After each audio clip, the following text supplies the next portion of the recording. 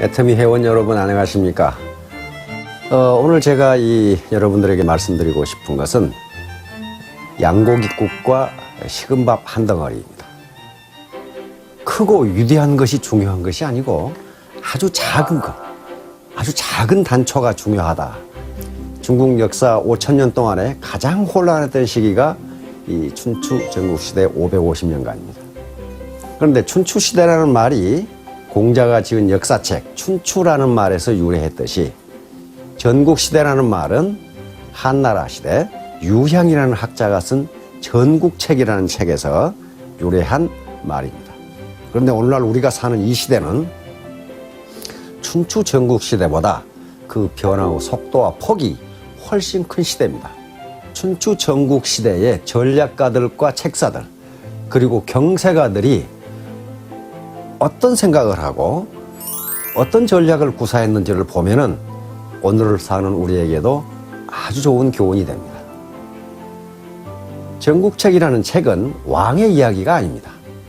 이것은 춘추시대, 춘추전국시대 각 제후국들의 전략가들, 책략가들, 야심가들, 그리고 경세가들이 이 난세를 어떻게 치세로 바꿀 수 있는지 그 지혜를 설파했던 그 내용들입니다. 그런데 여기에 중산이라는 국가에 대한 이야기가 나와 있습니다. 중산은 제후국 중에서도 그렇게 큰 제후국이 아닙니다.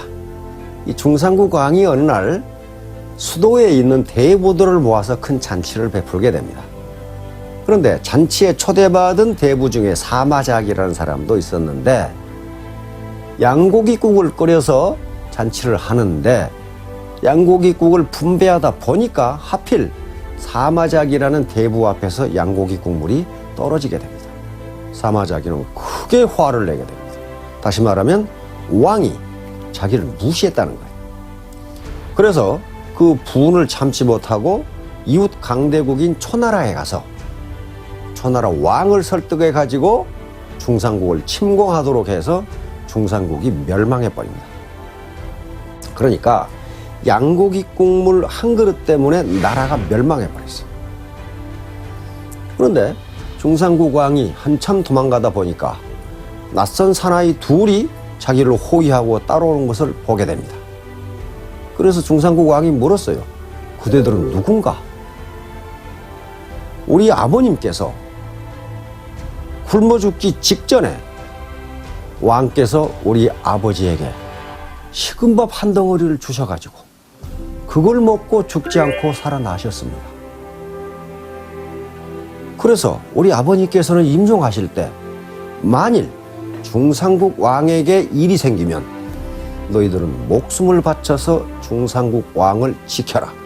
이렇게 유언을 남기셨기 때문에 지금 저희가 왕을 지키기 위해서 따라가는 중입니다. 그 말을 들은 중산국 왕은 하늘을 보고 한탄합니다. 어떤 사람에게 원한이 생기게 하는 것은 무슨 거대한 일이라든가 불구대천지 원수가 됐기 때문에 원한을 사는 게 아니다. 그 사람의 마음을 상하게 하는 것.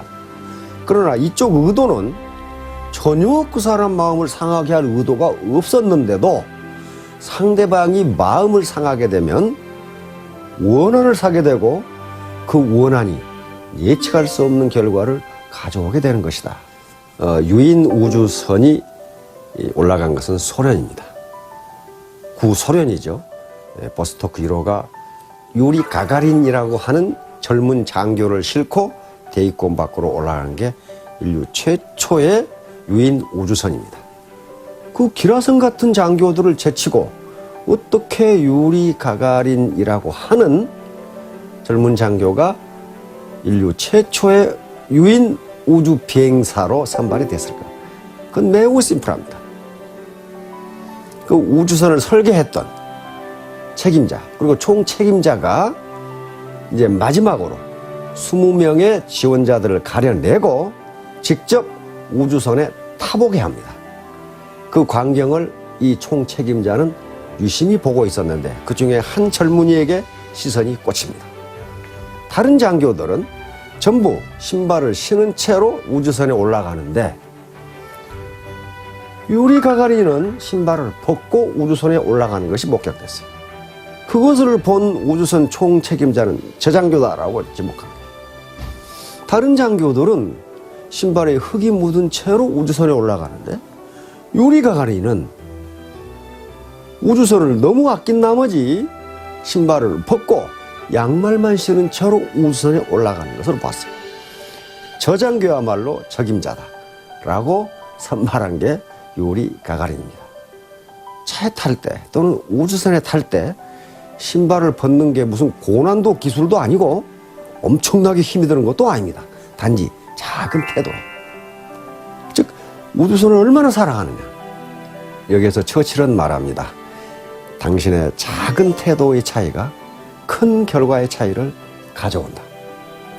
바로 우리가 로얄 마스터가 되고 단장이 되고 크라운 마스터가 되고 임페리얼 마스터가 되는 이 거대한 목표인데, 이 거대한 목표는 무슨 거창한 것을 달성했을 때 이루어지는 게 아니라 작은 것을 달성했을 때 차츰차츰 이루어져 간다는 것을 의미합니다. 한비자라는 책에 보면 제괴의혈이라는 문구가 나옵니다. 사자성어가 나옵니다. 이건 개미 구멍이 둑을 무너뜨린다는 이야기입니다. 아무리 큰 둑이라도 개미 구멍 때문에 무너진다는 거예요. 그 다음에 과거 공산주의 혁명이 전 세계를 휩쓸었을 때 레닌이 한 말이 있습니다. 성냥불 하나가 대지를 태운다. 다시 말하면 스타트, 출발은 아주 조그만데 나중에 그 결과는 엄청나게 나옵니다.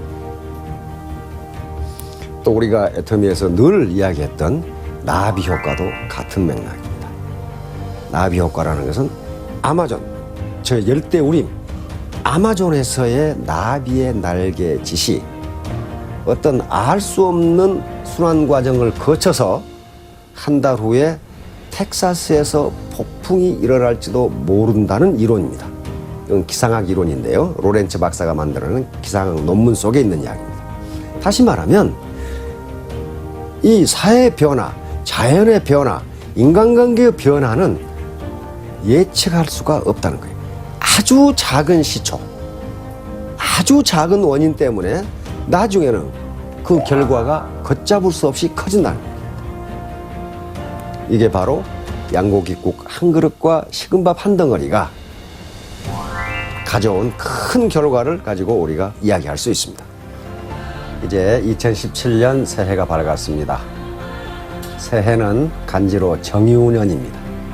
정유년은 붉은 다그해라는 뜻입니다.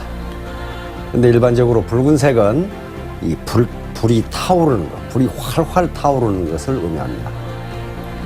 그리고 닭은 깊은 어둠이 사라지고 이제 새벽이 온다는 것을 알리는 전령사로 그렇게 동서고금을 막론하고 여겨져 왔습니다. 그러니까 새벽에 닭이 울면 이제 모든 어둠이 가시고 차츰 동이 터온다는 얘기입니다.